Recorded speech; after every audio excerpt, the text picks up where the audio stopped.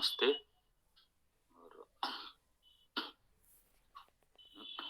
हाँ, समय हो गया है, जो भी हम लोग जुड़े हैं, चाहें तो प्रारंभ कर सकते हैं। स्वामी जी, मेरा प्रश्न है कि वेदों के अनुसार हमारा राष्ट्र के प्रति क्या उत्तरदायित्व है। हम राष्ट्र के नागरिक हैं, हमारा क्या उत्तरदायित्व है राष्ट्र के लिए।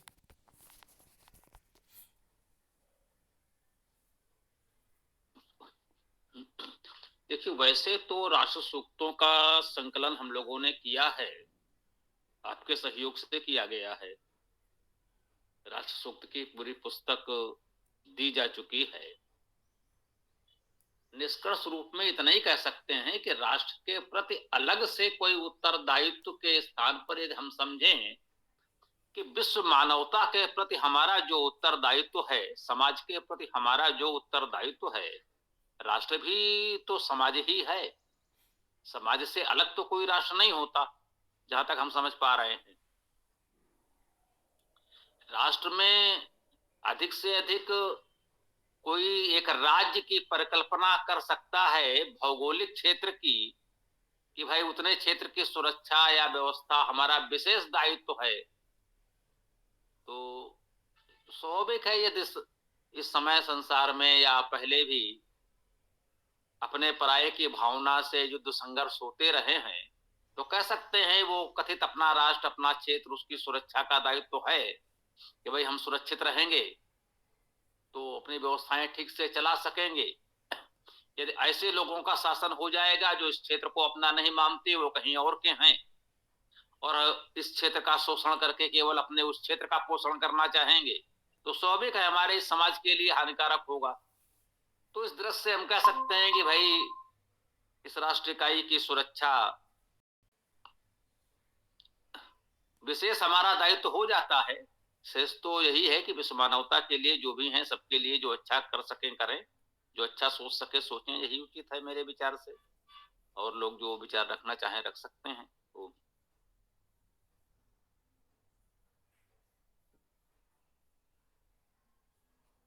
धन्यवाद स्वामी जी।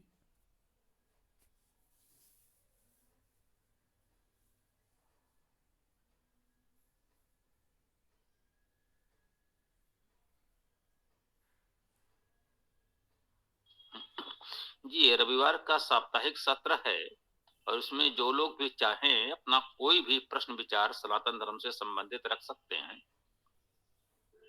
तो चर्चा को आगे बढ़ाते रहें। इसको जो भी कहना है बोलिए। स्वामी जी, क्या ये बात सत्य है कि राजा द्वारा दंड प्राप्त करने पर वो पाप से मुक्त हो जाता है।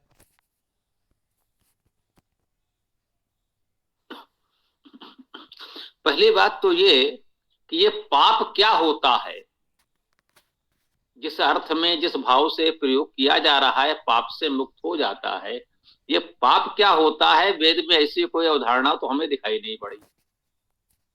पाप का जो व्यवहारिक अर्थ है वो यही है, कुछ भी हम अनुचित कार्य करें जिसे अपराध कहा जा रहा है। अपराध और पाप एक ही बात है, ऐसा मानकर चलें। तो जब कुछ अनुचित किया गया है तो उसका दंड मिलेगा ही, और जो समाज में हमने शासन व्यवस्था बनाई है उसके अंतर्गत ही मिलेगा, वो स्वाभाविक है। तो भाई एक अपराध किसी ने किया है, उसका दंड उसको प्राप्त हो गया, एक बार उसने उसे भुगत लिया तो वो बात समाप्त हो गई। अब पुनः तो उसको उस अपराध का दंड नहीं दिया जाएगा। इस रूप में कह सकते हैं एक बार उसको उसका दंड प्राप्त हो गया तो वो अपराध की बात अब उसकी एक प्रकार से समाप्त हो जाती है।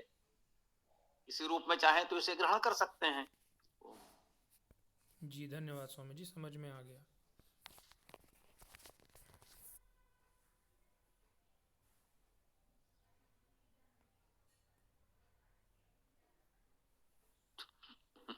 ये और लोग भी जुड़े हुए हैं, तो जो भी प्रश्न विचार हो सनातन धर्म के संबंध में रख सकते हैं। बात को आगे बढ़ाते रहें, चर्चा करते रहें। ओम।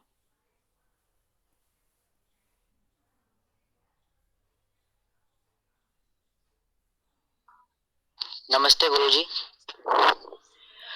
गुरुजी, हमारे यहाँ पर कई प्रकार के धर्म हैं जिनकी प्रचार लोग करते रहते हैं।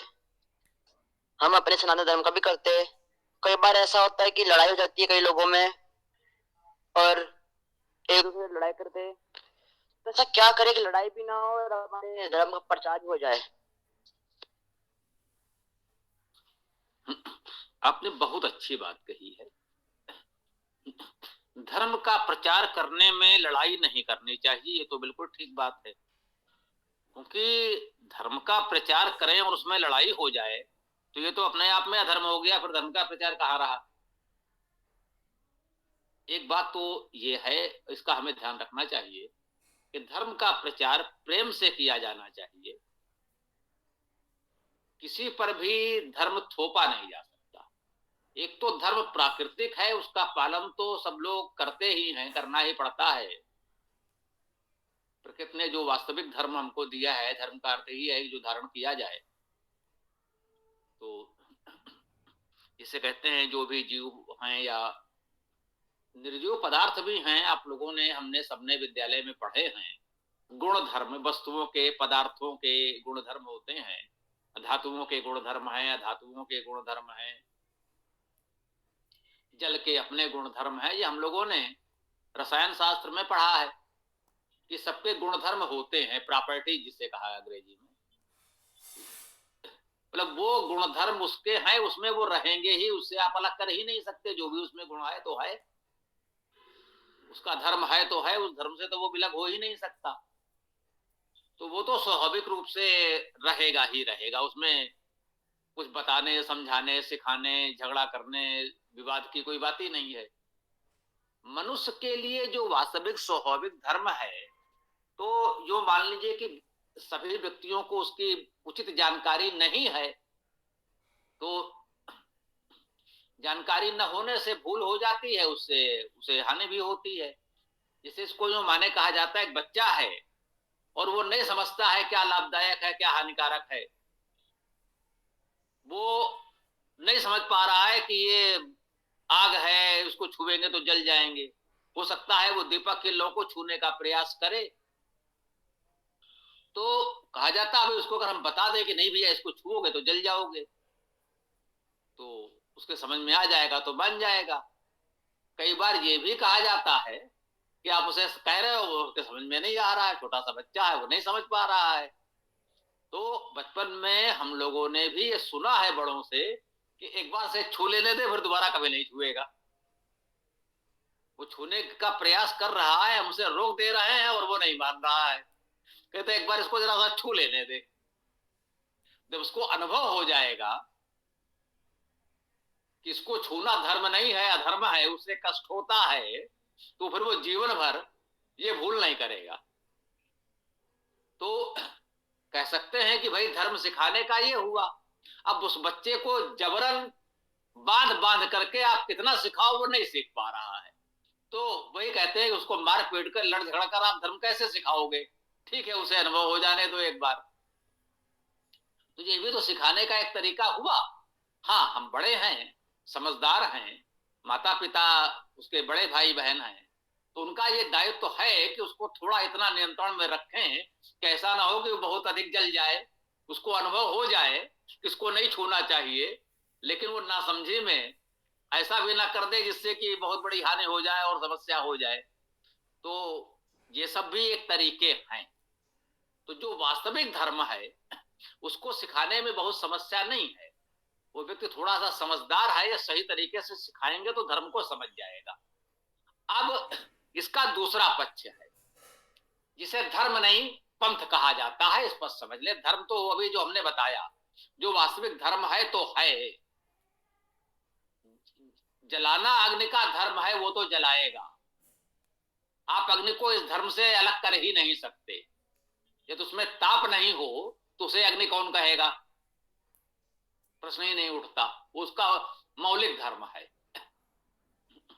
तो जो मनुष्य का मौलिक धर्म है, जीव मात्र का मौलिक धर्म है, आहार निद्रा भय मैथुनम चा, तो ये स्वाभाविक धर्म है, उसका निर्वहन तो उसे करना ही करना है। भोजन करना धर्म है कि नहीं है? है। नहीं भोजन करेंगे तो क्या होगा, जीवन समाप्त हो जाएगा। श्वास लेना धर्म है। तो नहीं साहब श्वास लेना धर्म नहीं, हम नहीं मानते तो मत मानो, आप श्वास लेना बंद कर दो, उसके बाद बताना क्या हुआ। तो ये वास्तविक धर्म है, इसको इस रूप में समझे। दूसरा पक्ष जो कहा जाता है धर्म के नाम पर, वो धर्म नहीं है, वो पंथ है। समस्या वहां आती है जब कोई ये बताना चाहता है कि ऐसे ही तुम्हें पूजा करनी पड़ेगी, ये हमारा धर्म है और तुमको हमारे तरीके से जैसा हम बता रहे हैं वैसा करना पड़ेगा, जबकि वैसा वो करे या ना करे उससे कोई हानि नहीं है। अर्थात मनुष्य का वो धर्म है ही नहीं, मैंने मनुष्य का वो धर्म नहीं है। मनुष्य उसे करे तो ठीक, ना करे तो ठीक, वो मनुष्य का धर्म नहीं है। जो धर्म नहीं है उसे धर्म कहकर जब आप थोपते हैं तो विवाद होना स्वाभाविक है, फिर झगड़ा संघर्ष होना स्वाभाविक है। आप कहेंगे ऐसे प्रार्थना करनी चाहिए, वो कहेगा ऐसे नहीं ऐसे करनी चाहिए, अब हो गया विवाद। तो स्वाभाविक है आप धर्म का प्रचार नहीं कर रहे हैं, आप अपनी कुछ रूढ़ मान्यताओं का प्रचार करना चाहते हैं, दूसरों पर थोपना चाहते हैं। उसको कुछ और परंपराएं अपनी ढोनी है जो उसने कहीं और से सीख रखी है, तो विवाद होना ही होना। मस्जिद में उपासना करने का एक अपना तरीका है, उसे वो नमाज कहते हैं।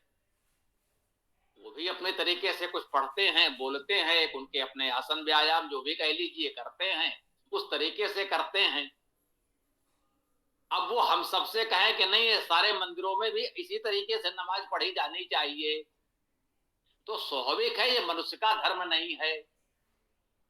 आप उनसे जाकर के कहो कि नहीं आपको भी मस्जिद में ऐसे ही आरती करनी पड़ेगी, भैया हम तो नहीं करते, हमें तो कोई हानि नहीं हो रही, हम नमाज नहीं पढ़ते तो भी हमें कोई कष्ट नहीं है, वो आरती नहीं करते तो भी कोई कष्ट नहीं है।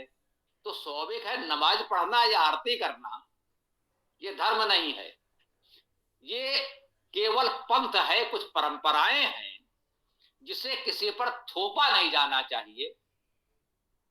जो आप अच्छा समझते हैं करें, और प्रेम से समझा सकते हैं यदि उसमें कुछ अच्छा लगता है आपको कि भाई इससे ये लाभ है, ये सुविधाएं हैं, ऐसा करने से ये लाभ होता है, तो आप चाहे तो प्रेम से समझा सकते हैं। जो ठीक समझेगा मानेगा, नहीं मानेगा नहीं मानेगा। अब आपको नहीं साहब मूर्त पूजा नहीं करनी चाहिए, वो कहेगा नहीं साहब मूर्त पूजा तो हमारा धर्म है, हो गया विवाद। तो स्वाभाविक है मूर्त पूजा करना धर्म नहीं है, लेकिन मूर्त पूजा से रोकना भी कोई धार्मिक कर्तव्य नहीं है। मूर्त पूजा के उनको कुछ लाभ लगते हैं तो आपको बता सकते हैं भाई मूर्तियों से हमको ये लाभ ये सुविधा अनुभव हो रही है, ये उनका अधिकार है कि वो हमको बताएं कि भाई मूर्ति पूजा से हमको ये लाभ हो रहा है। अगर हमको लाभ दिखेगा तो हम करेंगे, नहीं दिखेगा नहीं करेंगे। हमसे वो बलात् कराना चाहेंगे तो ये अनुचित है। किसी को लगता है इस प्रकार से हवन करना, आग जलाना, उसमें कुछ सामग्री घी आदि डालना ये लाभदायक है, उसको जानकारी है, उसको पूरा अधिकार है कि प्रेम से हमको किसी को बताए। जिसको उसकी बात ठीक लगेगी वो अपना लेगा, नहीं ठीक लगेगी तो नहीं अपनाएगा। लेकिन आपको नहीं साहब यही एकमात्र धर्म है और ये आपको करना ही पड़ेगा, तो विवाद होना तय है। तो इसको इस प्रकार से समझें, जो प्राकृतिक धर्म है उसका पालन तो करेगा ही करेगा, अगर नहीं करेगा तो उसकी हानि प्रत्यक्ष है, जैसे ही अनुभव होगा वो मान जाएगा।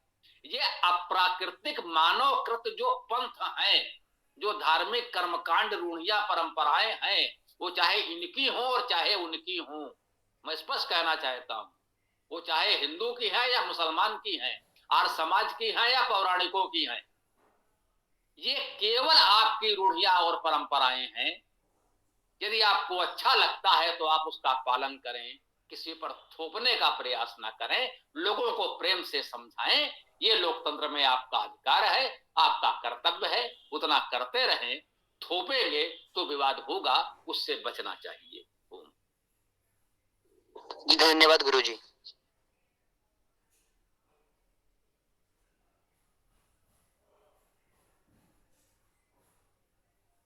जी बोलिए, और किसी को कुछ कहना है तो बताएं।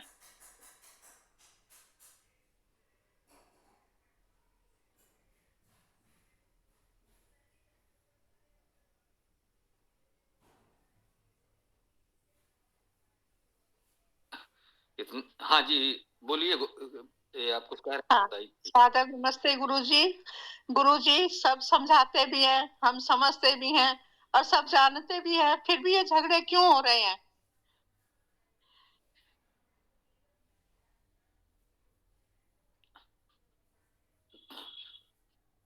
ये झगड़े जो हो रहे हैं, ये केवल व्यापारिक संघर्ष है, ये स्वार्थ के कारण है। हर कोई चाहता है कि हमारे साथ अधिक से अधिक लोग जुड़े हों, उनका शोषण हम करें। अलग अलग गुरुजी बन जाते हैं, जिस गुरुजी के पास जितने अधिक चेले होंगे उनको उतनी अधिक दक्षिणा मिलेगी। तो ये अधिक से अधिक दक्षिणा के नाम पर, दान चंदे के नाम पर अधिक से अधिक धन उगाही करना, इसी बात के झगड़े हैं कि हमारे गुरुजी ने जो बताया है वही परम सत्य है। गुरुजी समझा देते हैं बस ये गुरुजी ही परमेश्वर हैं, और ये बाबा जी जो बक रहे हैं वही धर्म है, और यही सब पर थोपो और अपनी संख्या बढ़ाओ। जितने अधिक से अधिक संख्या बढ़ा लोगे उतने अधिक से अधिक चंदा दान आएगा और आपका संगठन अधिक शक्तिशाली होता जाएगा। तो ये केवल इस बात का संघर्ष है कि सब लोग अपना अपना ये धर्म का कारोबार व्यापार बढ़ाना चाहते हैं। हर बाबा जी चाहते हैं कि हमारा कारोबार अधिक बढ़े, हमारे ग्राहक अधिक हों। तो ये केवल ग्राहकों को बटोरने की लड़ाई है और कुछ नहीं है, ये स्पष्ट समझ ले। ओम। बहुत बहुत हार्दिक धन्यवाद गुरुजी।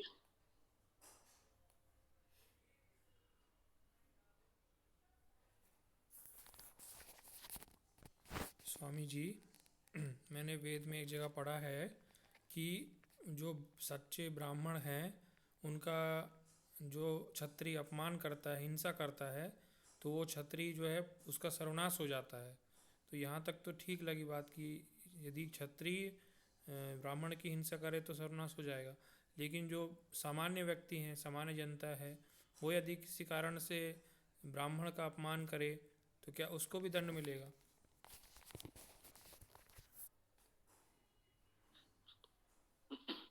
देखिए, कोई भी व्यक्ति यदि अनुचित कर्म करता है तो दंड उसको मिलना ही है, मिलना चाहिए। इसमें वो ब्राह्मण है, क्षत्रिय है, छोटा है, बड़ा है, इसका तो कोई भेद समझ में नहीं आता। आपने किस मंत्र में कहा कैसे पढ़ा है वो एक अलग विषय है। ये तो हम सब लोग जानते हैं कि मंत्र कुछ होता है, उसका अर्थ कुछ और किया जाता है। सामान्यतः लोग अर्थ करते समय बहुत कुछ बातें अपनी ओर से जोड़कर अपनी बात कहने का प्रयास करते हैं। तो जो आपने पढ़ा वो मुझे नहीं लगता है कि वेद मंत्र में सीधे सीधे ये बात कही गई होगी। हाँ, कुछ बात कही गई होगी जिसका भावार्थ ऐसा किसी भाष्यकार ने निकाला होगा, ये संभव है।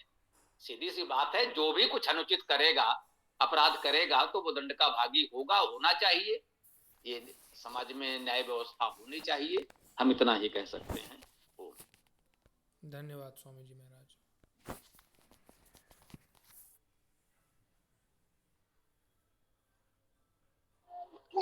नमस्ते गुरुजी। स्वामी जी, शिक्षा और विद्या में क्या अंतर है? क्योंकि बार बार सुनने में आता है कि इसमें अंतर है भी या दोनों एक ही चीज है। विद्या तो विद धातु से बनेगा जिसका अर्थ है जानना, समझना, और ये शिक्षा, इसके बारे में थोड़ा बता दीजिए।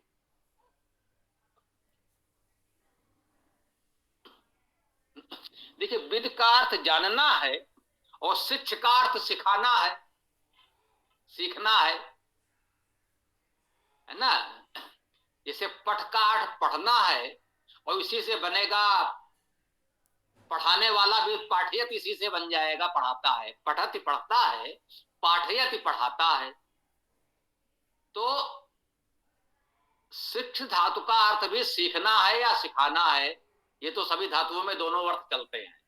प्रेरणार्थक क्रिया भी उसी से बन जाती है, अलग से कुछ नहीं होता। तो सीखना और सिखाना। विद धातु से जैसे आपने कहा विद्या, तो जानना और जनाना, हम जान लें और दूसरों को भी जना दें, दूसरे को भी जानकारी दे दें, ये विद धातु में आ गया। और शिक्षा में भी हो गया सीखना और सिखाना। तो विद्या और शिक्षा में कोई बहुत बड़ा अंतर नहीं है। व्यवहारिक रूप से कह सकते हैं शिक्षा की व्यवस्था जो हम कहते हैं, तो उसमें यह भाव निहित होता है कोई व्यक्ति दूसरों को सिखाएगा। और विद्या कह सकते हैं थोड़ा अधिक व्यापक है, हम कहीं से भी कैसे भी प्राप्त करें, जीवन के अनुभव से, पुस्तकों से, किसी भी रूप में। तो ये व्यवहारिक दृष्टि से तो कह सकते हैं विद्या और शिक्षा सामान्यता आप एक कह सकते हैं, ठीक है। जी स्वामी जी।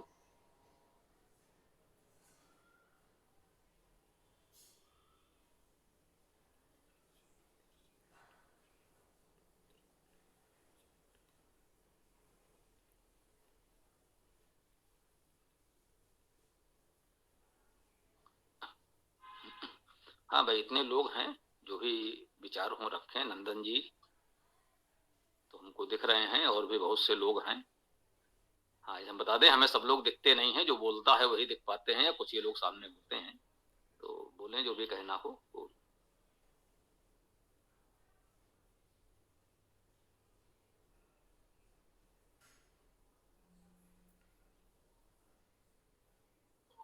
स्वामी जी, हम ये मानकर तो चलते ही हैं कि जहाँ धर्म की बात हो गई तो वहाँ वेद ही प्रमाण हुआ, पर अन्य जानकारी के लिए अनेक ग्रंथों का अध्ययन भी करने का मतलब आवश्यकता प्रतीत होती है। तो उसमें मिलावट क्या है, किन बिंदुओं के आधार पर उसका अध्ययन करें, इस पर थोड़ी विचार रखिए।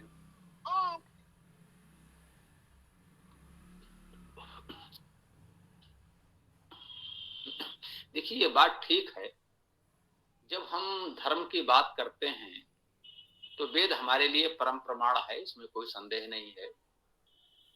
कहते हैं वेद स्वतः प्रमाण है, अन्य ग्रंथों की प्रामाणिकता वेद पर निर्भर है। वेद के अनुकूल होने से प्रमाण और प्रतिकूल होने से अप्रमाण हो जाता है। अर्थात किसी अन्य पुस्तक में यदि कोई बात कही गई है वो वेद की मान्यता के विपरीत है तो वो मानने योग्य नहीं है, स्वाभाविक है। वेद के अतिरिक्त अन्य ग्रंथों की आवश्यकता विविध विषयों की जानकारी के लिए तो होगी। इसे सिद्धांत रूप में जब वेद के विद्वान स्पष्ट कहते हैं कि वेद में इतिहास नहीं है, तो आपको इतिहास जानना है तो फिर वेद के अतिरिक्त अन्य पुस्तकों को पढ़ना ही पड़ेगा, ये तो स्वाभाविक है। ये ऐसा विषय है जो स्पष्ट है। तो जब हम स्पष्ट रूप से कह देते हैं कि वेद में इतिहास है ही नहीं, तो स्पष्ट है इतिहास की जानकारी के लिए हमें अन्य पुस्तकें पढ़नी ही पड़ेंगी। ये अन्य विषयों के लिए भी है, अर्थशास्त्र हो, आयुर्वेद हो, या जो भी विषय है, तो हमको जो विषय जानना है उस विषय की पुस्तक पढ़नी पड़ेगी। लेकिन इन जो शाश्वत विषय हैं, जिसे आप आयुर्वेद आदि कह सकते हैं, तो उसके कुछ सूत्र संकेत तो वेद में हो सकते हैं, उसके आधार पर उन विषयों को विकसित किया गया। फिर भी आपको आयुर्वेद सीखना है तो आयुर्वेद की पुस्तकें ही पढ़नी पड़ेंगी, केवल वेद पढ़ने से तो आयुर्वेद नहीं आएगा। ये तो निश्चित है कि धर्म के विषय में वेद प्रमाण है, अन्य विषय में जानकारी के लिए आपको उन विषयों की पुस्तकें पढ़नी पड़ेंगी, इसमें कोई संदेह नहीं है। अब अन्य विषय में उस विषय के संदर्भ में कोई बात कही गई है, उसे यदि कोई धर्म का प्रमाण मानकर प्रस्तुत कर दे तो ये अनुचित है। भाई बोलो, ये पुस्तक उस विषय की है तो उस विषय के लिए प्रमाण है, न कि धर्म के लिए है। जैसा कि व्याकरण की कक्षा में ये बहुधा हम आपको बताते हैं कि इस शब्द का ये अर्थ व्याकरण शास्त्र में है, अन्य विषयों में इस शब्द का ये अर्थ नहीं होगा। ये विषय आयुर्वेद में भी ऐसा ही है। आयुर्वेद में बहुत से ऐसे शब्द हैं जिनका आयुर्वेद में अपना एक विशेष अर्थ है, अन्य विषयों में, अन्य पुस्तकों में उसका वो अर्थ नहीं होगा। तो भ्रम तब हो जाता है जब किसी एक विषय में वहां कोई बात किसी शब्द के अर्थ में कही जा रही है और कुछ शब्द का वही अर्थ आप कहीं अलग लगाना चाहते हैं, तो बहुत बड़ी समस्या उत्पन्न हो जाती है। तो सबसे पहले तो यही समझना है उस शब्द का वो अर्थ जो उस पुस्तक में बताया गया है वो उसी शास्त्र तक सीमित है, अन्य विषय में उसका कोई औचित्य नहीं होता। और जैसे कहा कि अन्य विषयों की जानकारी के लिए आपको पढ़ना तो पड़ेगा, लेकिन उसे आप धर्म का प्रमाण ना माने। जैसे मान लीजिए इतिहास की बात कही, वेद में तो इतिहास है ही नहीं, तो इतिहास की जानकारी के लिए आपको अन्य पुस्तकें पढ़नी पड़ेंगी। तो अन्य पुस्तकों में आपको इतिहास की जानकारी दी जाएगी, धर्म की नहीं। उसको यूं समझे जैसे रामायण है, इतिहास ग्रंथ है, महाभारत है, इतिहास ग्रंथ है। अब उसमें आपको ये बताया जा रहा है कि उस कालखंड में उस व्यक्ति ने इस परिस्थिति में ऐसा ऐसा किया। अब यदि कोई ये कहे कि देखिए साहब, रामायण में या महाभारत में, रामायण और महाभारत मान्य इतिहास ग्रंथ माने जाते हैं, इसको पौराणिक पक्ष भी मानता है, हर समाज के लोग भी मानते हैं, इसलिए मैंने उदाहरण के रूप में रखा, ये ज्यादा उचित हो सकता था। पुराणों की बहुत सी बातें हैं तो वो यही कह देंगे भाई हम पुराणों को नहीं मानते, रामायण महाभारत को मानते हैं, इतिहास ग्रंथ हैं वो। तो रामायण महाभारत में तो लिखा है किसी परिस्थिति में किसी व्यक्ति ने ऐसा किया, जानकारी है कि उस व्यक्ति ने उस समय ऐसा किया था। मान लें कि उस व्यक्ति ने ऐसा किया था तो वो परम धर्म है, हमारे लिए उदाहरण है, प्रमाण है कि देखो इस व्यक्ति ने ऐसा किया था इसलिए हमको भी ऐसा करना चाहिए। तो इस विषय में हमें वेद को देखना पड़ेगा। उस व्यक्ति ने किया था, उसकी परिस्थिति थी, उसमें उसके मन में जो विचार आया, जो उसने ठीक समझा किया, उसने जो किया वो ठीक है कि नहीं है, इस पर आपके अलग विचार हो सकते हैं। और अंतिम निर्णय भाई उस व्यक्ति ने ऐसा किया, ये उचित था या अनुचित था, ये धर्म था या अधर्म था, ये आपको वेद से तय करना पड़ेगा। कि वेद के अनुकूल था तो आप कहेंगे उस व्यक्ति ने ऐसा किया, वो धर्म था, अच्छा था, उसने किया, ठीक किया, करना चाहिए। और यदि वह कार्य वेद के अनुकूल नहीं था, वेद के प्रतिकूल था, तो हम कहेंगे उस व्यक्ति ने उस समय ऐसा किया जो अनुचित था, धर्म के अनुकूल नहीं था, धर्म के प्रतिकूल है, हम उसे अधर्म मानेंगे। तो इस विवेक के साथ हमें सब कुछ पढ़ना पड़ेगा। समस्या तभी आ जाती है जब आप इतिहास ग्रंथ में पढ़े भाई फला व्यक्ति ने ऐसा किया था, देखिए साहब ये प्रमाण है, ऐसा तो उन्होंने किया था इसलिए हमको भी करना चाहिए। जी, उस व्यक्ति ने किया था, उस व्यक्ति की उस परिस्थिति में जो उसे उचित लगा किया, लेकिन वो हमारे लिए प्रमाण नहीं हो गया। ये यदि हम इस चीज को समझ लें, एक तो विभिन्न शास्त्रों में जो शब्दों के अर्थ होते हैं वो केवल उसी शास्त्र तक होते हैं, और किसी व्यक्ति ने जो किया है वो हमारे लिए प्रमाण नहीं है। हमारे लिए मार्गदर्शन प्रमाण वही है जो वेद करने के लिए कहता है। महान से महान व्यक्ति है, विभिन्न कठिन परिस्थितियों में उसे कुछ निर्णय ऐसे लेने पड़ते हैं जो आदर्श धर्म नहीं हो सकता, लेकिन उसे आपन धर्म कहते हैं। विशेष परिस्थितियों में बहुत कुछ करना पड़ता है जो हमारे लिए आदर्श नहीं हो सकता, लेकिन हम मानते हैं कि उस व्यक्ति ने उन परिस्थितियों में ऐसा किया तो ठीक ही था, और क्या करता इस स्थिति में वह उसकी आवश्यकता थी, यद्यपि वो हमारे लिए धर्म का प्रमाण नहीं है। इसे समझ लें तो इस समस्या का समाधान हो सकता है। जी स्वामी जी।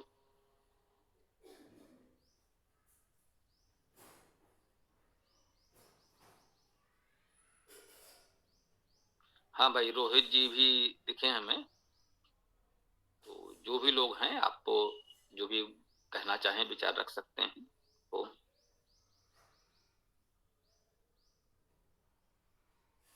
हाँ रोहित बोलो। नमस्ते स्वामी जी। स्वामी जी ये पूछना था कि जैसे अभी 15 दिन पहले मतलब पूरे पृथ्वी पे ही नया साल की शुभकामनाएं ले दे रहे थे लोग, जबकि नया साल इस दिन होता नहीं, लेकिन मतलब फिर हम इसको, मैंने देखा है जैसे कई बुजुर्ग लोग भी और दूसरे व्यक्ति भी कुछ मतलब तथाकथित संत भी इसकी इस दिन बधाई देते हैं, जबकि पता नहीं उन्हें पता होता है या नहीं होता है कि नया साल किस दिन होता है, फिर भी मतलब ऐसा क्यों चलता रहा है। और ये काफी समय से चलता रहा है, हमको आजाद हुए भी काफी समय हो गया, फिर भी ये ऐसा क्यों हो रहा है।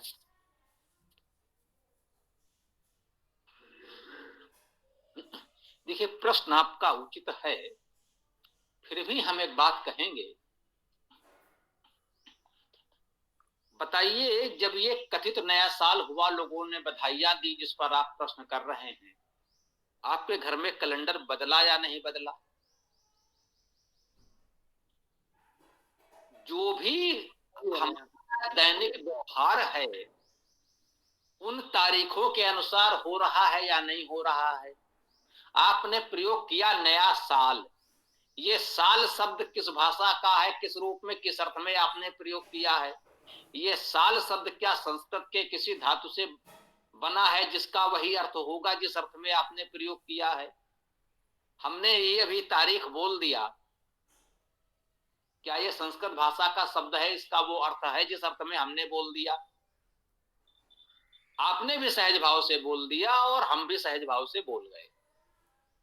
होना तो ये चाहिए कि हम इन शब्दों का प्रयोग ही ना करें, ये हमारी भाषा के नहीं है, उस अर्थ में हमने प्रयोग नहीं किया, करना नहीं चाहिए।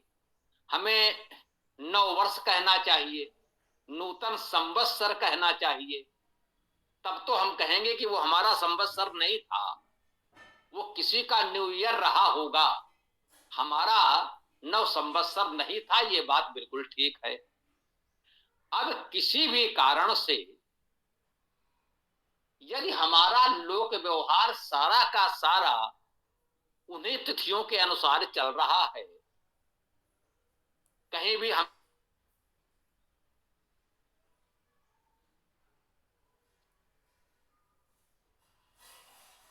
जो भी कहीं कोई सेवा कार्य कर रहा है, शासकीय सरकारी सेवा में है या किसी निजी क्षेत्र में सेवा में है, जो भी आपका वेतन आदि बनता है उन्हीं तिथियों के अनुसार तो गणना होती है, मिलता है। क्या भाई अब ये महीना हो गया, ये मास हमारा पूरा हुआ, अब हमको इस मास का वेतन मिलेगा, उसी मास के अनुसार तो वेतन मिल रहा है, उसी वर्ष के अनुसार तो आपकी वेतन वृद्धि हो रही है, उन्हीं मास उन्हीं तिथियों के अनुसार ही तो सारी व्यवस्था चल रही है। आप यातायात के लिए रेलवे में टिकट बुक कराएंगे तो उन्हीं तारीखों में उन्हीं तिथियों में तो कराएंगे, क्या करेंगे? तो इन सारी स्थितियों को परिवर्तित किया जा सके, अच्छी बात है, होना चाहिए, परंतु क्या करेंगे?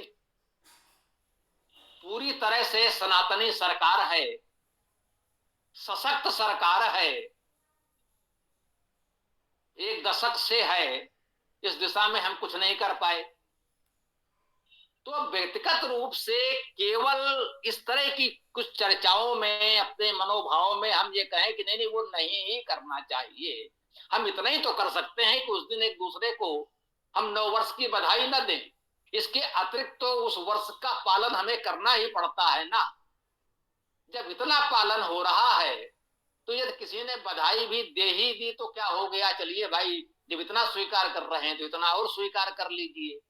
प्रयास कीजिए कि जो प्राकृतिक संवत्सर है, जिसे आप कह रहे हैं वास्तविक नव संवत्सर जब होना चाहिए, तो केवल उस दिन बधाई न दें, हम प्रयास करें कि हमारे सारे कार्य, दैनिक कार्य जो भी हमारा जीवन चल रहा है, उन तिथियों के अनुसार होने लगे, तो फिर आपको कहना नहीं पड़ेगा, फिर सब लोग उसी नव संवत्सर पर बधाई भी देंगे, उसी के अनुसार सारा कार्य भी करेंगे।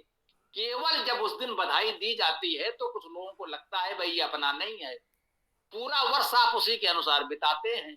अभी नव वर्ष आया तो सभी दूसरे से कैलेंडर मांग रहे हैं या बांट रहे हैं, जिसकी जो स्थिति है, जो बांटने की स्थिति में है वो बांट रहा है, और जिसको मांगना है वो मांग रहा है भैया एक हमें भी मिल जाए। क्यों? क्योंकि पूरा वर्ष चलना उसी के अनुसार है। आदरणीय लोकेश जी वैदिक पंचांग छाप रहे हैं, उसका कैलेंडर तो कहीं किसी घर में मिल नहीं रहा, थोड़े से पंचांग वो छापते हैं, कुछ लोगों तक पहुंचते हैं। जितने पंचांग वो और उनके सभी सहयोगी मिलकर छापते होंगे, एक एक कंपनी उससे अधिक ये कैलेंडर नव वर्ष पर छाप कर बांट देती है। तो व्यवहारिक बने, उस दिन बधाई दे देना उतनी बड़ी बात नहीं है, उसमें कोई दोष नहीं हो गया। दोष ये है कि पूरा वर्ष हम उसके अनुसार बिता रहे हैं। प्रयास करें कि हमारे घर में अपने पंचांग के अनुसार सारी तिथियां टंगी हो दीवार पर, और उसके अनुसार हमारा कार्य हो सके। बड़ा कार्य है, वैदिक दल बनाएं, संगठन बनाएं, लोगों को जोड़ें, चुनाव लड़ें और अपनी सरकार बनाएं, और फिर कहें अब देश में सारा कार्य वैदिक पंचांग के अनुसार होगा। हमारी रेलवे, हमारी ट्रेनें इस वैदिक पंचांग के अनुसार चलेंगी, उनका तिथि, उनका समय, आने जाने का समय हम अपने इस पंचांग के अनुसार लिखेंगे कि 4 चैत्र को ये गाड़ी हमारी इस समय इसके अनुसार चलेगी, न कि 3 जनवरी को। तो बड़ा कार्य है, केवल कुंठा मत पालिए, उसके लिए व्यापक स्तर पर प्रयास प्रारंभ करें। इस आयु में आप प्रयास प्रारंभ करेंगे तो हो सकता है परिपक्व आयु आते आते आप भारत के प्रधानमंत्री बन भी जाएं और ये व्यवस्था लागू कर सकें। ठोस प्रयास करें तो धीरे धीरे एक दिन सफल होंगे। और केवल ये कि एक दिन वर्ष में हम कहें भाई बधाई क्यों दी, नहीं देनी चाहिए, उससे कुछ भला होने वाला नहीं है। बड़ी योजना बनाएं, प्रयास करें। हमारी शुभकामनाएं आपके साथ हैं, आप सफल हों। ओम। जी धन्यवाद गुरु जी।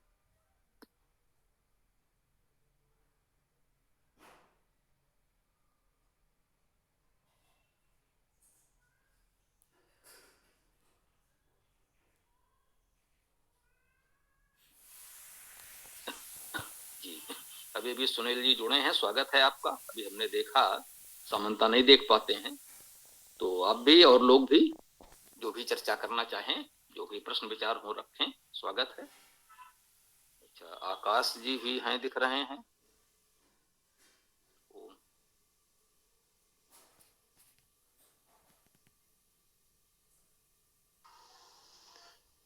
नमस्ते आचार्य जी। मेरा एक प्रश्न था आचार्य जी कि एक मंत्र आता है वेद में, येन देव रुग्रा पृथ्वी च दृढ़ात् येन। इस मंत्र में अर्थ में सूर्य और पृथ्वी को तीक्ष्ण स्वभाव वाला माना है। तो सूर्य तो तीक्ष्ण स्वभाव वाला समझ में बात आती है, लेकिन पृथ्वी को तीक्ष्ण स्वभाव वाला क्यों माना गया? ये मेरा थोड़ा प्रश्न था, थोड़ा सा इसका समाधान करें कृपया। इस मंत्र में पृथ्वी को तीक्ष्ण स्वभाव वाला तो नहीं कहा गया है, हमने तो ऐसा नहीं पढ़ा। ये आर्य समाज की पुस्तिका में उसका अर्थ दिया गया है, जिस पृथ्वी और सूर्य तीक्ष्ण स्वभाव वाले में उसका अर्थ पढ़ के सुनाऊं, जिसकी पुस्तकों में जो मैंने देखा है उसका अर्थ, ये न देव रुग्राज पृथ्वी चतड़ा ये न स्वस्तिव ये न नाकः। इस मंत्र का अर्थ ईश्वर स्तुति प्रार्थना मंत्र में आता है, ये 5वां मंत्र। तो इसका ये अर्थ लिखा है कि जिस परमात्मा ने तीक्ष्ण स्वभाव वाले सूर्य आदि और भूमि को धारण किया, जिस जगदीश्वर ने सुख को धारण किया और जिस ईश्वर ने दुख रहित मोक्ष को धारण किया है, तो तीक्ष्ण स्वभाव वाले सूर्य आदि और पृथ्वी भूमि को, तो ये वर्ड तो यूज किया गया इसके अर्थ में, तो ऐसा क्यों है? देखिए, हमें किसी के अर्थ और अनर्थ से कोई लेना देना नहीं है, हमें केवल वेद मंत्र से मतलब है। वेद मंत्र में नहीं कहा गया है, ये मैंने कहा। बाकी कौन क्या अनर्थ कर रहा है उसके लिए वो स्वयं उत्तरदायी है, हम नहीं। इसका तात्पर्य कि तीक्ष्ण स्वभाव वाला नहीं है ना? बिल्कुल नहीं है, वेद मंत्र में कहीं नहीं कहा गया है। अच्छा अच्छा, ठीक ठीक।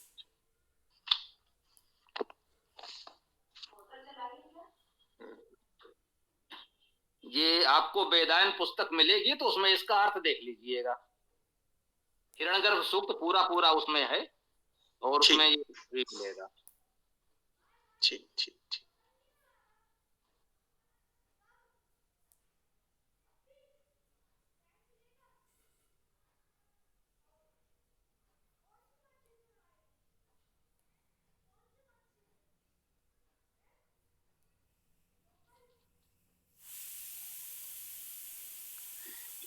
एक प्रश्न और पूछ सकता हूँ आचार्य जी?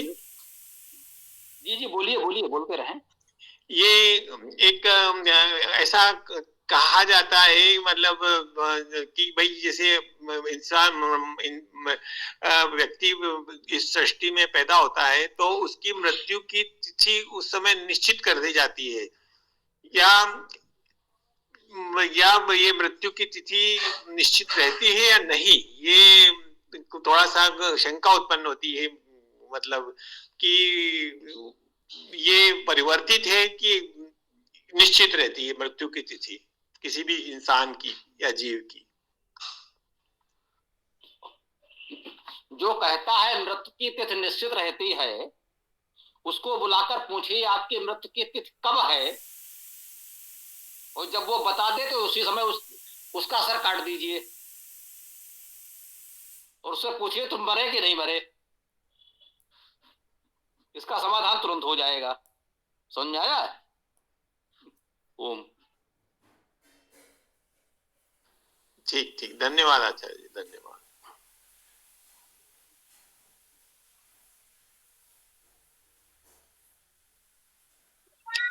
स्वामी जी नमस्ते। जो पिछले वाले अभी चर्चा हो रही थी, इसमें उन्होंने बताया कि पृथ्वी को तीक्ष्ण कहा गया है, तो तीक्ष्ण को तेजस्विता या प्रकाशमती के रूप में उद्धृत किया गया, संभवतः ऐसा उसमें आशय लिखा हुआ हो जिसे तीक्ष्ण शब्द से संबोधित मान जाए।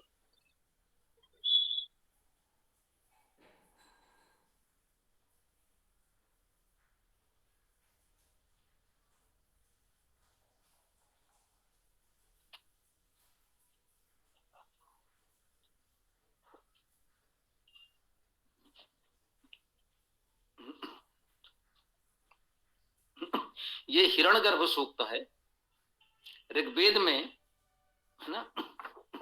ये हिरण्यगर्भ सूक्त ऋग्वेद का है और उसका 5वां मंत्र है जो यहाँ प्रस्तुत किया जा रहा है। ऋग्वेद मंडल 10 सूक्त 121 हिरण्यगर्भ सूक्त है, उसका 5वां मंत्र है जिसकी चर्चा कर रहे हैं।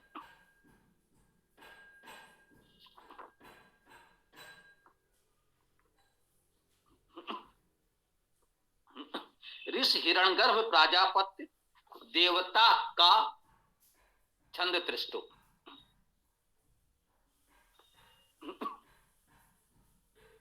ओम येन द्यौ उग्रा पृथ्वी च दृढ़ा येन स्वास्थ्यभितं येन नाकः योऽन्तरिक्षे रजसो विमानः कस्मै देवाय हविषा विधेम। ओम देवाय हविषा विधेम। इस सुंदर मंत्र में इतनी तीक्ष्णता लाने की कोई आवश्यकता मुझे अनुभव नहीं हो रही। येन जिसके द्वारा दिवलोक प्रकाशमान उग्र पृथ्वी क्या और पृथ्वी। देखिए ये संस्कृत की शैली है, हम लोग भाषा में और का प्रयोग दोनों शब्दों के बीच में कहते हैं, जो हम कहते हैं राम और श्याम। संस्कृत में लिखेगा रामा श्यामा चा, ये शैली है। कह रहा है एन द्यो उग्रा पृथ्वी चा दृढ़ा, जिसने द्यो को उग्र और पृथ्वी को दृढ़ किया। सीधा सीधा अर्थ है येन जिसके द्वारा द्यो उग्र और पृथ्वी दृढ़ है। पृथ्वी को दृढ़ कहा जा रहा है, तीक्ष्ण तो कोई है नहीं।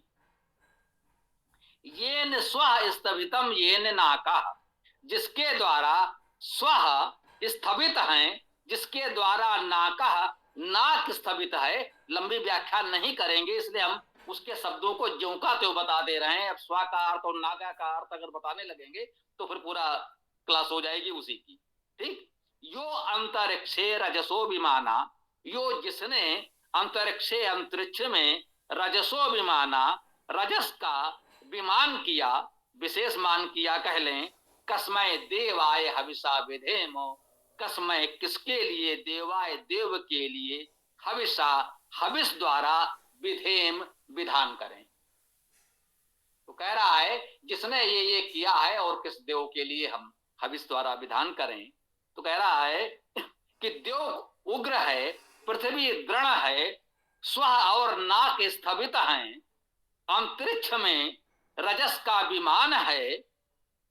इसमें कहां किसको तीक्ष्ण बनाए दे रहे हैं ये अपनी समझ में तो नहीं आ रहा। ठीक। तो थोड़ा सा हम लोग वेद की बात करते हैं, वेद को मानते हैं और वेद के शब्दों का, मंत्रों का अर्थ बहुत लोगों ने बहुत प्रकार से किया है। हम सबका सम्मान करते हैं, किसी की निंदा नहीं करते, लेकिन प्रमाण केवल मंत्र को मानते हैं, किसी के किए अर्थ को नहीं। बस इतना ही कहना है। ओम।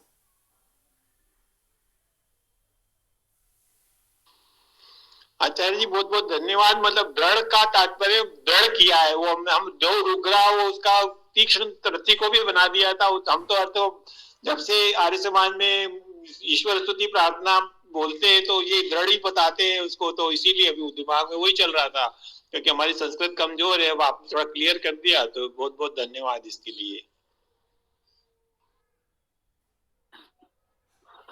इसमें स्वामी जी जो शब्द है ना, उग्रम द्योर और उद्गम द्योर, तो द्युलोक को जिसने उग्र अर्थात क्या कहते हैं उसको तेजस्वी बनाया, तो उस शब्द को वैसा ना लिख के उग्र को उन्होंने सीधा सीधा दे दिया, जो बोलचाल का शब्द आता है तीक्ष। संभव तो मेरा ऐसा मत गया इसको सुनने के बाद ही, कि पहले भी बताया। उग्र का एक अर्थ तीक्ष्ण किया जा सकता है, किया गया है, कोई वो बात नहीं है, लेकिन उसने देव को उग्र किया है और पृथ्वी को दृढ़, पृथ्वी को तीक्ष्ण नहीं किया है। एक बात तो यही महत्वपूर्ण यहां समझने की है, पृथ्वी को दृढ़ किया है, तीक्ष्ण नहीं। तीक्ष्ण तो देव है। मतलब यदि उग्र का अर्थ तीक्ष्ण मान लें तो उग्र देव को किया है, पृथ्वी को नहीं। देव उग्र है और पृथ्वी दृढ़ है, ये इस मंत्र में कहा गया है। ठीक, तो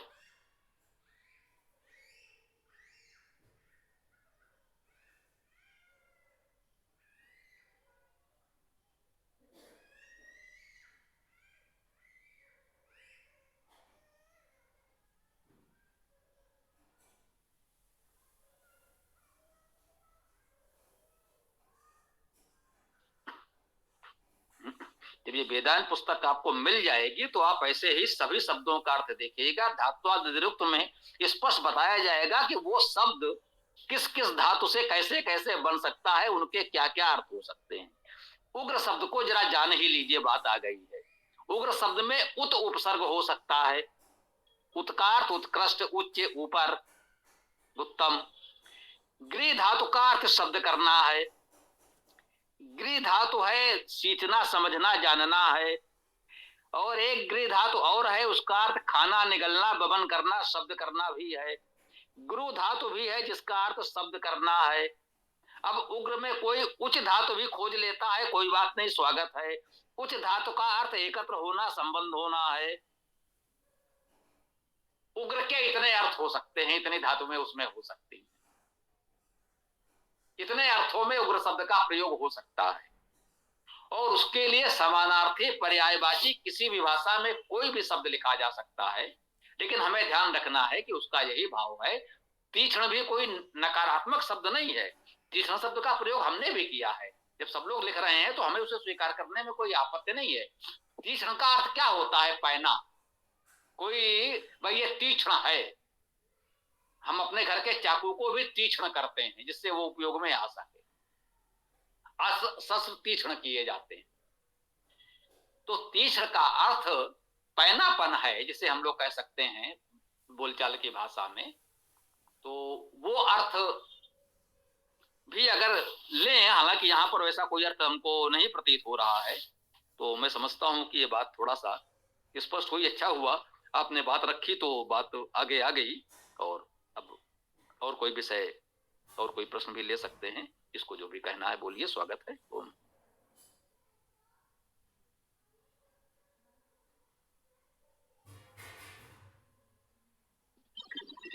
यदि मंत्रों की चर्चा करी है तो जिससे पहले ही कहा था, सर्वे का मतलब होता है सृष्टियों से उत्पन्न होने से।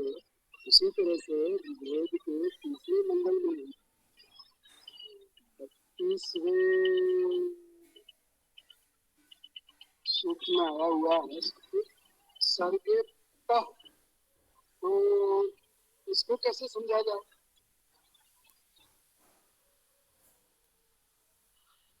हम समझ नहीं पाए आप किसकी बात कर रहे थे, थोड़ा पुनः बताएं। ऋग्वेद के तीसरे मंडल के 32वें सूत्र में, शायद मेरे ख्याल से इसमें थोड़ा सा आ रहा हो तो 9वां या 11वां कोई मंत्र है इसका, जिसमें कहीं पर आ रहा शब्द सर्गे भुक्ता। इसमें 17 ऋचाएं हैं। उसी तरह से 33वें सूक्त में भी है, भक्ति सर्गे भक्ता करके शब्द इस्तेमाल हुआ है।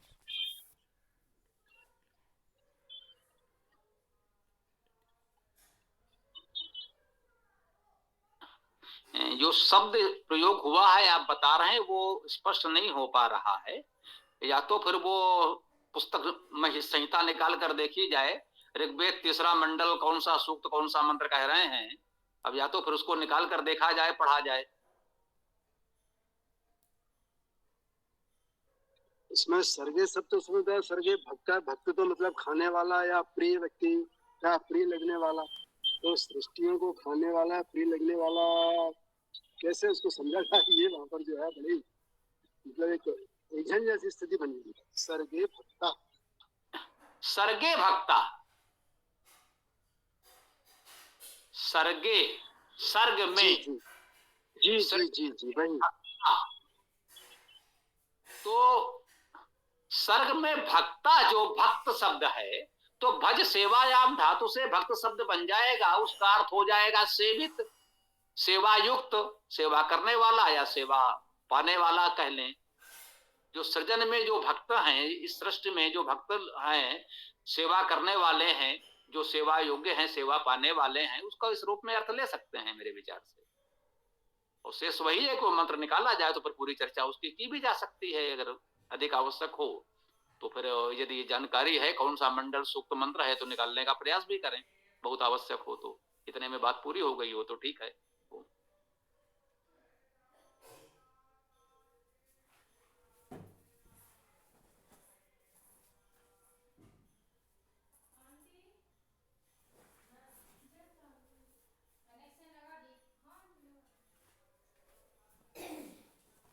बड़े वाले में पानी नहीं झिकाए, पूरा खाली।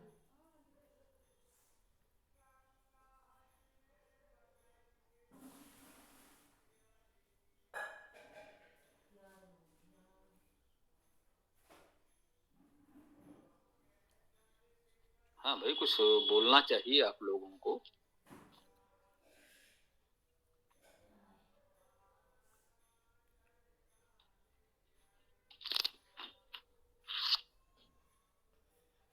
हाँ, किसी को कुछ कहना है बताएं।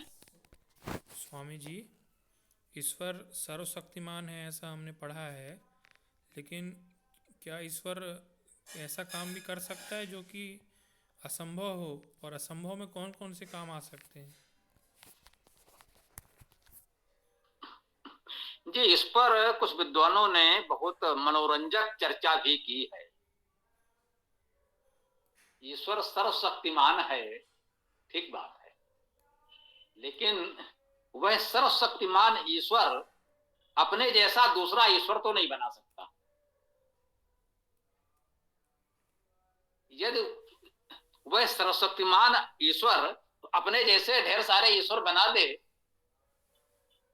तो फिर वो एकमात्र ईश्वर नहीं रह जाएगा, बहुत से ईश्वर हो जाएंगे, तो फिर ईश्वरों की जो भीड़ हो जाएगी उनके बीच क्या स्थिति बनेगी, ये बड़ी समस्या हो जाएगी। तो ईश्वर सर्वशक्तिमान होते हुए भी अपने जैसे और ईश्वर नहीं बना सकता। ईश्वर एक है, वो एक ही रहेगा, दूसरा ईश्वर तो उत्पन्न होने से रहा, या वह सर्वशक्तिमान ईश्वर इतना शक्तिमान भी नहीं है कि अपने जैसे कुछ और ईश्वर बनाकर खड़ा कर दे, या आप कह दें कि भाई बना तो सकता है लेकिन बनाएगा नहीं। तो इसकी व्याख्या आप भले इस रूप में कर लें तो अधिक से अधिक हाँ ये विचार आ रहा है, इसको इस रूप में समझ सकते हैं कि ईश्वर सर्वशक्तिमान है तो, परंतु उसकी भी अपनी मर्यादाएं हैं, उसका उल्लंघन करके ऐसा कुछ नहीं करेगा। बहुत से ऐसे कार्य हैं जो वो नहीं करेगा। जैसे यदि हम कहते हैं वह न्यायकारी है तो अन्याय तो नहीं करेगा, वो सर्वशक्तिमान है, उसकी इच्छा है वो न्याय करे अन्याय करे, नहीं भाई, हम मानते हैं वो न्यायकारी है तो वो अन्याय तो नहीं करेगा। तो उसने जो एक व्यवस्था बना दी है जिसे हम लोग ऋत कहते हैं, उसके अनुसार इस सृष्टि का संचालन हो रहा है। वो बहुत शक्तिशाली है, सर्वशक्तिमान है, परंतु इस ऋत की व्यवस्था का उल्लंघन नहीं करता, नहीं होने देता। उसने एक बार जो व्यवस्था बना दी उसके अनुसार सृष्टि चल रही है, वो उस व्यवस्था में हस्तक्षेप नहीं करता, उल्लंघन नहीं करता। वो कहते हैं नहीं ठीक है, अब तक पृथ्वी इस तरह घूम रही थी, आज से हमारा मन है कि पृथ्वी की दिशा बदल देते हैं, आज से पृथ्वी की गति हम थोड़ी घटा देते हैं या बढ़ा देते हैं। ये उसकी इच्छा पर नहीं कह सकते हैं। वो सर्वशक्तिमान है तो आप कहें भाई क्यों नहीं कर सकता, कर सकता है। इसे ये यूं समझ ले, कर सकता होगा लेकिन करता नहीं है। उसने जो एक बार व्यवस्था बना दी है, जो कुछ भी होगा उस नियम व्यवस्था के अनुसार ही होगा। वो केवल अपनी इच्छा से वो नियम व्यवस्था में कोई परिवर्तन नहीं करेगा। ये उस सर्वशक्तिमान होने की सीमाएं हैं, ऐसा हमें समझ में आता है। स्वामी जी, जो वेदों में लिखा है क्या उसको ही ऋत कहते हैं?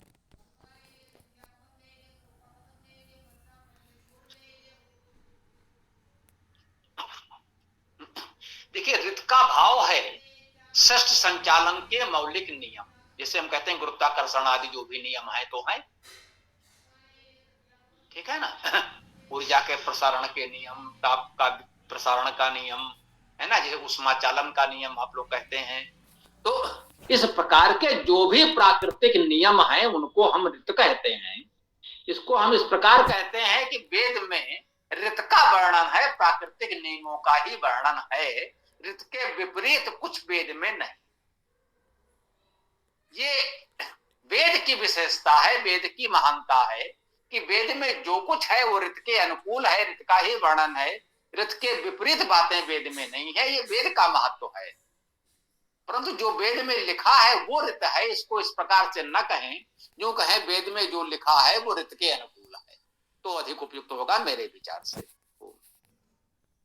धन्यवाद स्वामी जी महाराज।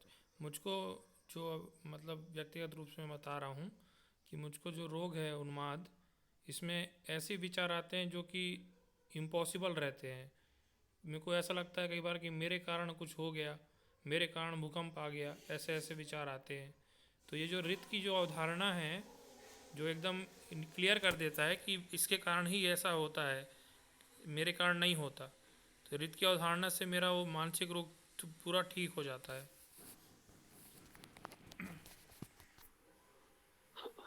जी, ये बिल्कुल अच्छी बात है। ऋत के कारण, ऋत के अनुसार ही जो कुछ होना है, उसमें तो सर्वशक्तिमान ईश्वर भी कुछ नहीं कर सकता या नहीं करता है। तो हम आप क्या कर सकते हैं, स्वाभाविक है, हम आप क्या कर पाएंगे, है ना। वो तो उसके किए भी नहीं होता या वो नहीं करता, जो भी मान ले। तो ये तो सत्य है, ठीक है। तो बहुत बहुत धन्यवाद स्वामी जी।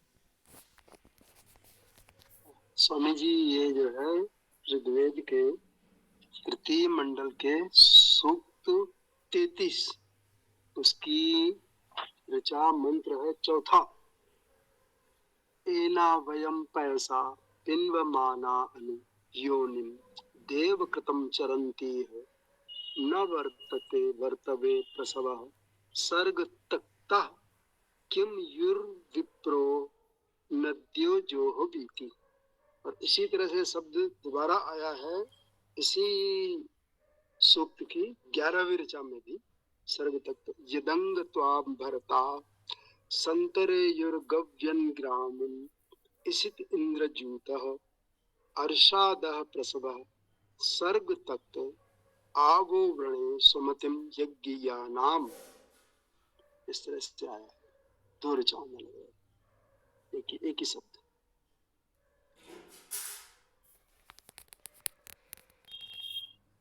ऋग्वेद मंडल 3 सूक्त कितना है? 33। हाँ, 33 में कौन सा मंत्र हुआ? चौथा और 11वां। 4 और 11 जी, दोनों में शब्द इस्तेमाल हुआ है, सर्ग तक्त। 4 और 11। जी जी जी। ओम एना वयम पैसा पिन्वमाना अनुयोनिम देवकृता चरन्ति, यही है। सर्ग तक्ता, हाँ। न वर्तवे प्रसवा सर्व तक्ता, हाँ, किम युर्वी नद्यो जो हवेती। जी जी जी। और यही शब्द फिर अगले 11वें मंत्र में भी आया हुआ है। यदंग त्वा भरता वाले। हाँ, एना वयम पैसा, ये जो चतुर्थ मंत्र है, मंत्र हाँ 4, उसमें सर्ग तक्ता का अर्थ लिखा हुआ है। उत्पत्ति में सर्ग अर्थात सृजन, उस सृजन में जो प्रसन्न है वो अर्थ किया गया है इसमें। हाँ, और बिल्कुल। 11वां मंत्र है, हाँ, इसमें भी अरसाद हम प्रसवा सर्ग तक्ता इसमें आया है, है ना। हाँ, और इसमें उन्होंने अर्थ किया जल के संकोच करने वाले।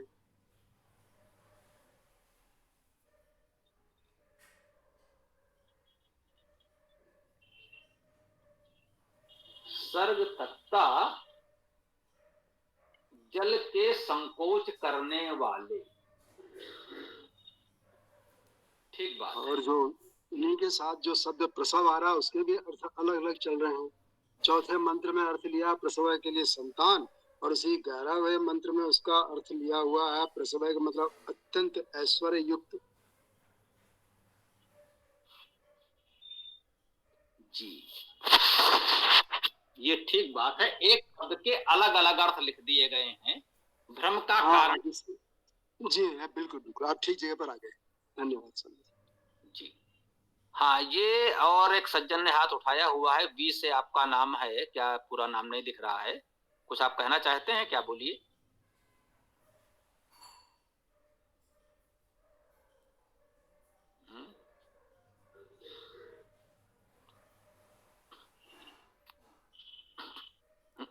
चलिए हम इस शब्द को समझने का प्रयास करते हैं। देखिए, मुख्य बात यह है जो हम आपको लगातार बता रहे हैं कि शब्दार्थ तो सदैव एक रहेगा। जो शब्द का अर्थ है वह शब्द का अर्थ सदा सर्वदा एक ही रहेगा, वो चारों वेदों में चाहे जितनी बार आए, शब्दार्थ एक ही रहेगा। भावार्थ अलग अलग हो सकते हैं, इस अंतर को हमें समझना होगा।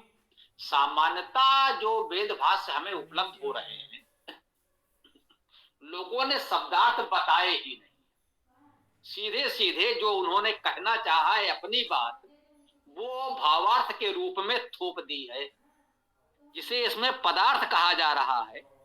मैं कहूंगा वो भी भावार्थ ही है एक तरह से। एक बात तो बहुत कुछ ये बात भी ठीक है, फिर भी कभी कभी हमसे भी चूक होती है, क्योंकि अभी तक के भाष्य में कहीं भी ये प्रयास नहीं किया गया कि उस शब्द का उन्होंने वो अर्थ कैसे किया स्पष्ट कर दें। ये जो आपके पास भाषा भाष्य है या इसमें संस्कृत पदार्थ भी है, ये बताइए जरा। संस्कृत पदार्थ दिया है कि नहीं जो आपके पास ये पुस्तक है जहां से आप पढ़ रहे हैं? बोलिए। जी स्वामी जी, वही है जो आपने हमने एक साथ पढ़ा। मतलब संस्कृत पदार्थ नहीं है? संस्कृत पदार्थ भी, उसके नीचे भावार्थ भी दिया। नहीं, संस्कृत पदार्थ कहाँ है? संस्कृत शब्द लिखा है, मंत्र उसका भाषा में अर्थ है, में पदार्थ जो इसी तरह से। हाँ, बस वही। संस्कृत पदार्थ नहीं उपलब्ध है आपके पास, मुख्य बात यही है। तो नहीं, जैसे उन्होंने आपने पढ़ा रही बस इतना ही है, इससे आगे नहीं है। जैसे अपन लोग उसको धातुगत करते हैं फिर उसको अलग अलग करते हैं, वैसा नहीं। हाँ, तो आपके पास भाषा भाष्य है जो हमारे पास भी है। जी, तो जी, जी, जी, जी, भाषा भाष्य बिल्कुल। जो दयानंद जी ने वेद भाष्य किया है वो संस्कृत में किया है, एक बात तो ये जान लें, ये भ्रम दूर कर लें। उनकी भाषा अपनी संस्कृत ही थी, उन्होंने जो वेद भाष्य किया है वो संस्कृत में ही किया या कराया है, या तो उन्होंने बहुत थोड़ा ही है, उनके साथी सहयोगियों ने यह अधिक किया है, उनके मार्गदर्शन में किया है, और उनके मार्गदर्शन में जो वेद भाष्य हुआ है वो संस्कृत का संस्कृत में अर्थ है, हिंदी नहीं, कोई भाषा नहीं है। तो जिन्होंने गंभीरता से अध्ययन किया है वो ये मानते हैं कि संस्कृत पदार्थ ही प्रामाणिक है भाषाभास उनके शिष्यों ने कब किसने क्या लिख डाला है उसका कोई खास लेना देना नहीं है, उसका कोई महत्व नहीं है। अब जो लोग संस्कृत नहीं पढ़ सकते या उतना भारी भरकम भाष्य नहीं खरीद सकते, उनके लिए भाषाभास से ही सही कुछ कार्य तो कुछ तो करेगा, कुछ ना होने से कुछ होना अच्छा है, अन्यथा ये भाषाभास किसी उपयोग का नहीं है, बिल्कुल व्यर्थ है। ये कहने में हमें कोई संकोच नहीं है। यदि गंभीर अध्ययन करना है तो आपको दयानंद का संस्कृत पदार्थ चाहिए ही चाहिए। एक बार संस्कृत पदार्थ में बहुत से शब्दों में उन्होंने उसके धातुवाद प्रमाण दिए हैं कि शब्द का ये अर्थ हम किस आधार पर कर रहे हैं। कहीं उन्होंने निरुक्त या निघंटु का कोई उल्लेख कर दिया है, कहीं धातु बता दिया है, बहुधा बता दिया है, सब में नहीं बताया है। जैसे हम कर रहे हैं तो चाहे शब्द जितना सरल से सरल शब्द हो तो भी हम लिख देंगे कि भैया ये सर्वनाम है, तो बात समाप्त, इसका धातु मत ढूंढो। और यदि धातु होनी है तो सरल से सरल शब्द में भी हम धातु लिखेंगे और कठिन से कठिन शब्द में भी लिखेंगे। ऐसा हमसे पहले किसी ने नहीं किया, ये स्वीकार हम करते हैं बहुत विनम्रता से। तो उतना स्पष्ट तो नहीं होगा, फिर भी दयानंद का जो संस्कृत पदार्थ है उसे देखेंगे तो बहुत कुछ स्पष्ट हो जाएगा। पूरी तरह नहीं लेकिन बहुत कुछ हो जाएगा, ये हम स्वीकार करते हैं। भाई हमने भी वहीं से सीखा है तभी इतना कर पा रहे हैं, ये ऋण तो है ही। तो एक बात तो ये, तो इस कारण से भ्रम होता है। ये भाषा में तो बहुत कुछ ऐसा है जो ठीक नहीं लगता, लेकिन कई बार जैसा हम आपको बताते हैं कि एक शब्द कई धातुओं से बन सकता है और एक धातु के भी कई अर्थ होते हैं। अब उनमें से कौन सा अर्थ ग्रहण करना है ये आपके विवेक पर है।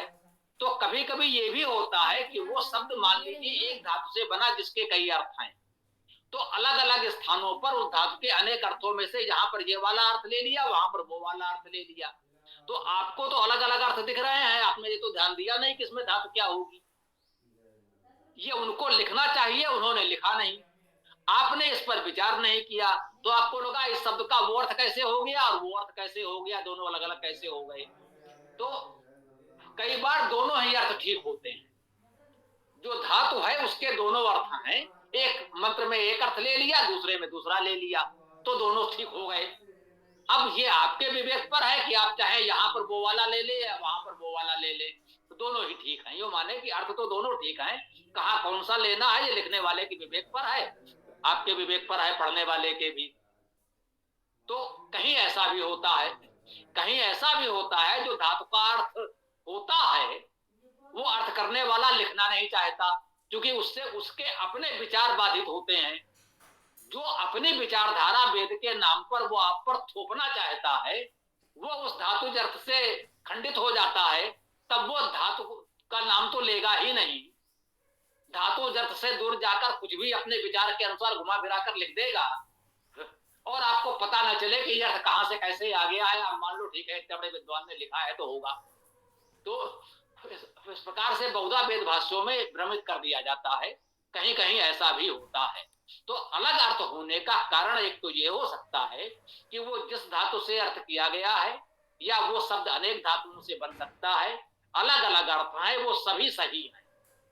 कहीं पर कोई अर्थ लिया, कहीं पर कोई अर्थ लिया और दोनों सही है। ऐसा भी संभव है कि दोनों अर्थ ठीक हो, और ऐसा भी संभव है कि धातु की उपेक्षा करके उन्होंने मनमाना अर्थ कर दिया हो, इसकी भी संभावना थोड़ी बहुत तो रहती है। अब जैसे यहाँ पर देखिए प्रसवा शब्द जो है, हम आपको इस शब्द को जब भी आता है हम आपको बताते हैं सुप्रसवे, सुऐश्वर्ये, सुप्रेरणे। तो एक प्रकार से तीन धातुओं से इसका अर्थ हो गया। सुप्रसवे अर्थात सु धातु का अर्थ है प्रसव करना, उत्पन्न करना, सृजन करना। तो प्रसवे का अर्थ हो गया सृजनशील, सृजन में, सृष्टि में। सुऐश्वर्य भी होता है अर्थात ऐश्वर्य में। अब सृजन और ऐश्वर्य दोनों अलग हो गए। तीसरा हम कह देते हैं सुप्रेरणे, प्रेरणा करने के अर्थ में। तो इसके तीन अर्थ हो गए, सृजन, ऐश्वर्य, प्रेरणा। अब एक मंत्र में उसने सृजन अर्थ लिख दिया, दूसरे में ऐश्वर्य लिख दिया, तीसरे में प्रेरणा लिख दिया। तो आप कहोगे भाई ये तीन अर्थ अलग अलग लिख दिए जबकि तीनों ही ठीक हैं। उसका समाधान यही है कि हमने दौतद निरुक्त में तीनों ही दे रखे हैं। मंत्र में भले ही तीनों प्रयोग न किए हों, सभी मंत्रों में हमने भी हो सकता है किया हो, एक मंत्र में प्रसव का उत्पन्न करने का सृजन का अर्थ ले लिया, दूसरे में ऐश्वर्य का ले लिया, तीसरे में प्रेरणा का ले लिया। लेकिन तीनों में हम ये धातु तो तीनों लिखेंगे कि इसका अर्थ सृजन भी है, ऐश्वर्य भी है, प्रेरणा भी है। तीन में से कौन सा ग्रहण किया है ये हमारे विवेक पर है कि हमको लगा कि उस मंत्र में ये वाला अर्थ अधिक उपयुक्त है या तीनों उपयुक्त है तो तीनों हमने दे दिए। तो इस प्रकार से भी अर्थ का अंतर आता है, वो भी समझना है। इस प्रसव में तो संभवतः यही हुआ है, एक जगह सृजन है, एक जगह ऐश्वर्य है ना जी? बोले जी जी ठीक है, आपने कहा एक जगह प्रसव एक जगह ऐश्वर्य है।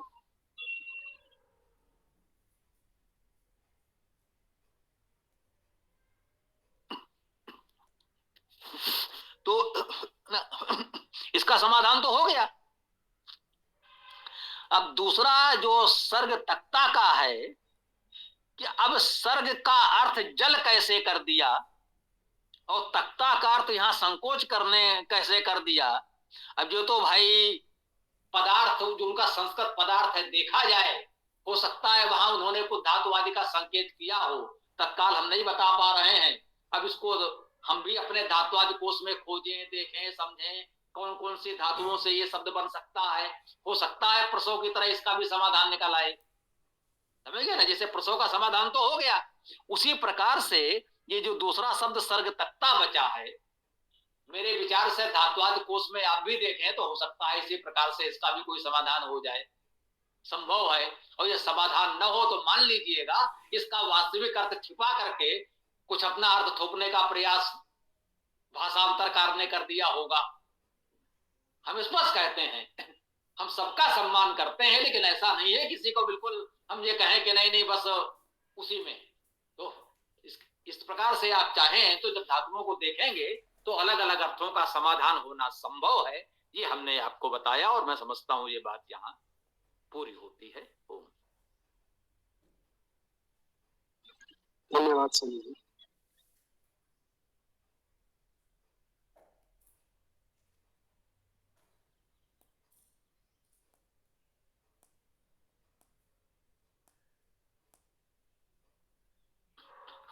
जी किसी को और कुछ कहना हो तो बताएं या फिर समापन की ओर बढ़ा जाए।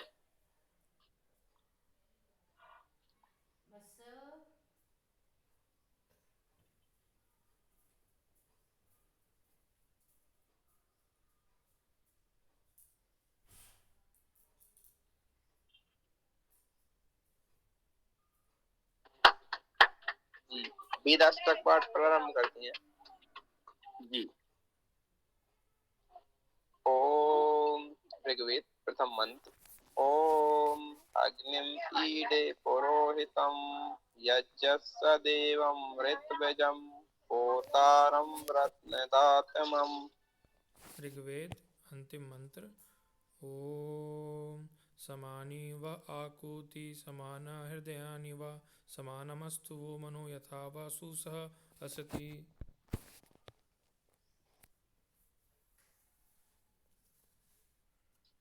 ओम सामवेद प्रथम मंत्र। ओम अग्ने आयाहि वीतये गृणानो हव्य दातये निहोता सप्ति बहिर्षि।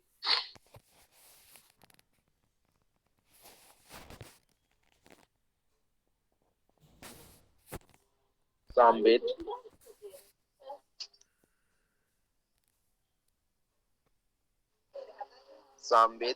अंतिम मंत्र। ओम स्वस्ति न इंद्रो वृद्धश्रवाः स्वस्ति न पूषा विश्ववेदाः स्वस्ति न तार्क्ष्यो अरिष्टनेमि स्वस्ति नो बृहस्पतिः ददातु। अथर्ववेद जी बोलिए।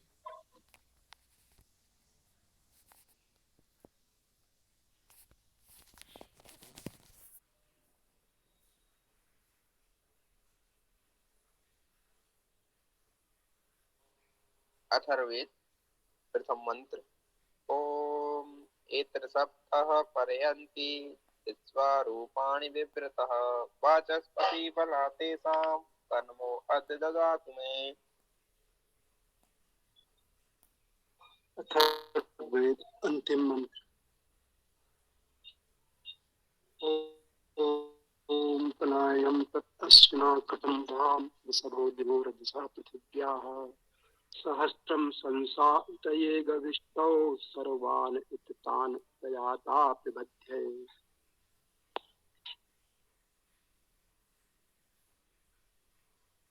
यजुर्वेद प्रथम मंत्र।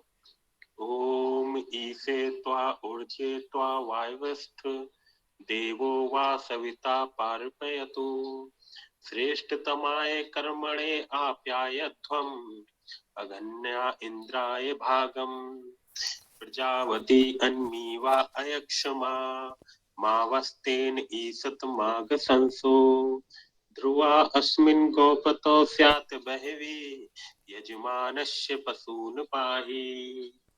यजुर्वेद अंतिम मंत्र। ओम हिरण्मयेण पात्रेण सत्यस्यापिहितं मुखं यो असौ आदित्ये पुरुषः सो असौ अहम्। ओम खं ब्रह्म।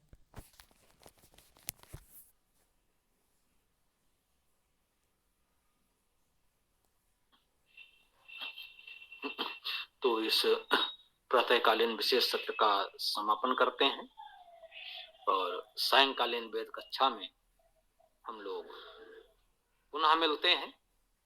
ओम स्वस्ति, ओम नमस्ते, ओम खं ब्रह्म।